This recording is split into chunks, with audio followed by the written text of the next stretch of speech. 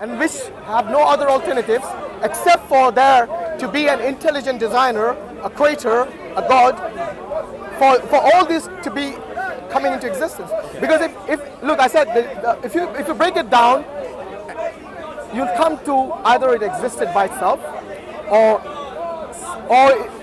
it came from nothing, or something brought it into existence. If you can think of any other possibilities from these three possibilities, please let me know. Well, the point is that I'm not certain. On you go.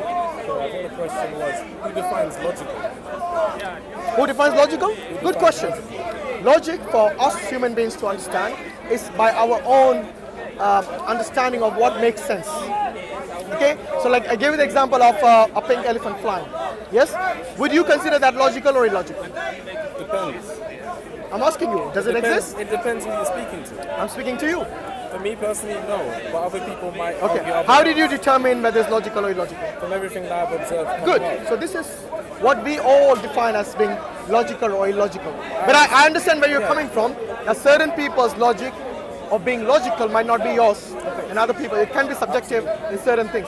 But there are many objective truths out there, which are something that we shouldn't be skeptical about, okay? I don't know, you must have seen those flat earthers here. I got to be skeptical about everything. Yeah, I talked to the flat earthers, and it's very interesting. I was going to bring that up because many people come at them with science, and I think that's not a good strategy, because you can look at them and they have a very strong belief in something.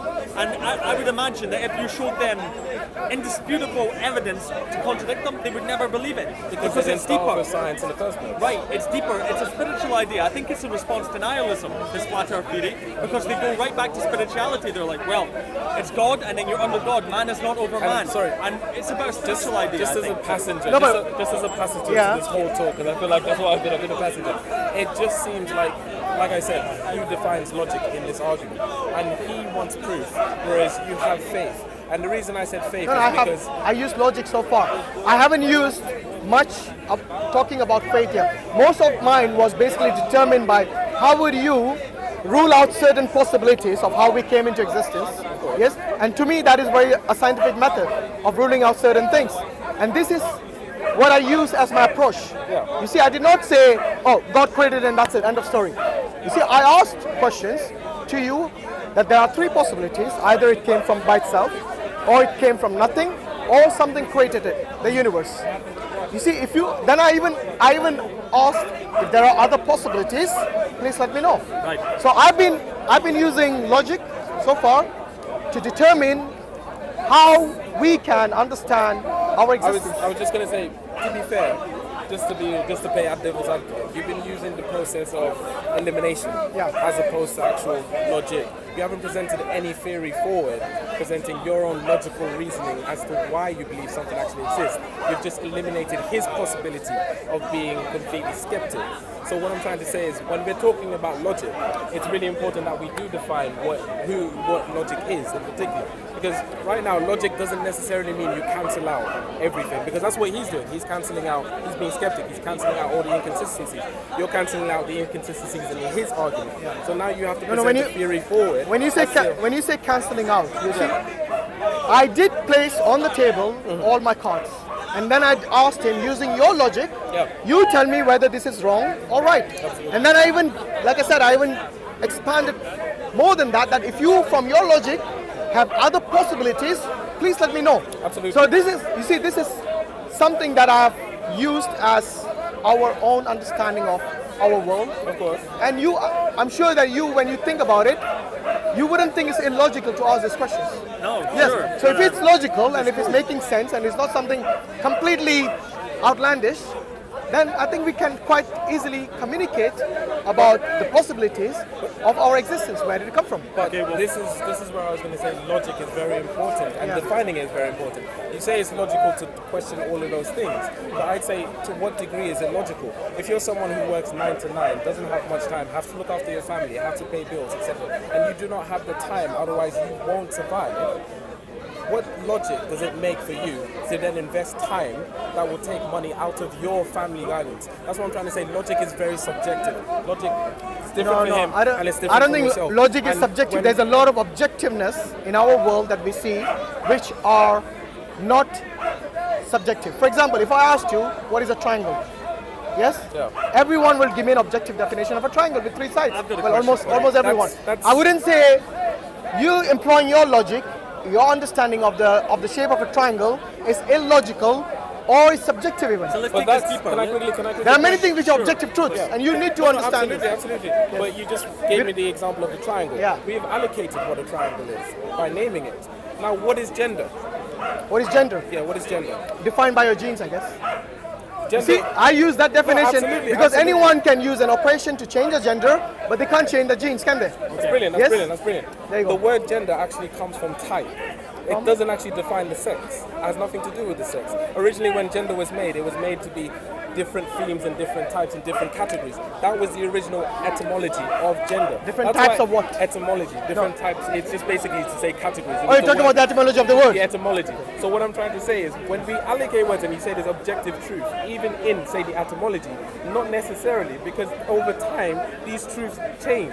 Bro, So- I wouldn't use etymology as my evidence to understand gender. No, but I would using- use something that is something objective, like for example the genes in everybody's bloodstream that you can quite easily understand, and you can talking see about the this X is and the Y. scientific. No, absolutely, Yeah, absolutely. You're exactly. talking about the meaning of the words I'm talking, changing. but that's the Yeah. thing. That's the thing. So I wouldn't use that When we're talking because you see about- etymology is changed throughout history. Sure, Yes? I agree. But I wouldn't use that methodology. Yeah. So to me that wouldn't be logical. I've got a question. But I just want to point out. No, sorry. I just want to point out. You asked me. Are we going somewhere with this you asked discussion me now? what was a It seems to be triangle? You all- asked me what was a triangle. Yeah, go on. If I were to ask someone who knew Pig Latin what is gender, he would then give me the but- original etymology. But you see, that So- is not the correct way of going about defining things.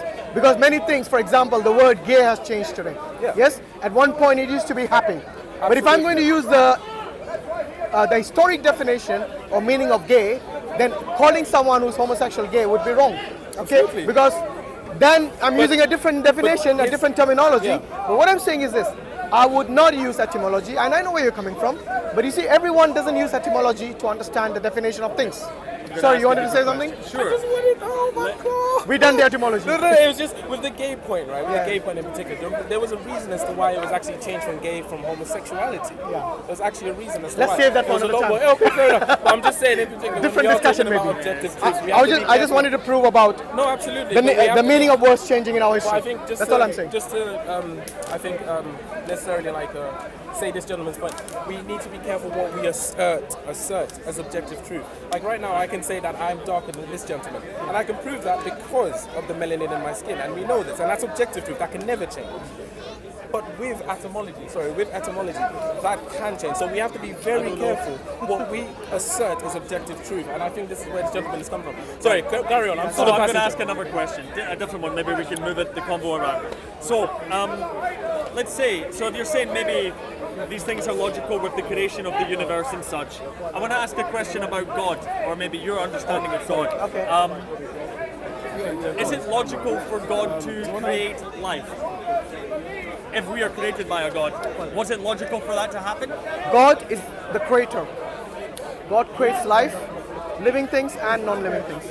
So by definition of the term God, yes, he is also the creator of everything and everyone. Does that answer your question? Not really. It's a bit of a logical fallacy. Forgive me, but that's a bit of a logical fallacy. Surely. Why is it a logical fallacy? Earlier, with respect, No, fine. You're allowed to.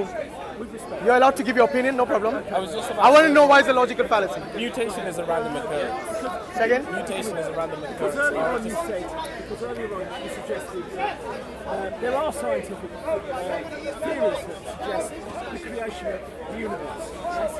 And one of the things you said was that, Sorry, did I say that? well, I think you said, I don't think you were listening. wasn't I said the scientists do not tell you the origin of things. The scientists explain how they perform, how they work. Yes. So these things, but in fact, the scientists will not tell you about abiogenesis or about the existence of the universe. They stop at a certain point, and there's a reason. I explained there's a reason they stop at a certain point, because without time and space, scientists are handicapped. So they go and reach a point called the singularity. your answer is God.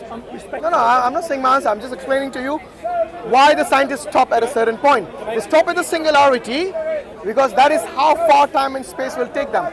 Beyond that, they don't know whether time existed or space existed, let alone matter. And that's what scientific theories are. We don't I'm just telling you why scientists stop there. But as a theist, I don't stop there. I go beyond that. I said because the universe began to exist, it must have a cause. But if you look at that, look at that logically, with respect, Yeah, go on. if where did God come from? Where did you know the Almighty come? Whatever. Good the question. day. It's a question and I. what existed before God? Yeah. And I mean that in. No, that's fine. You're perfectly all right.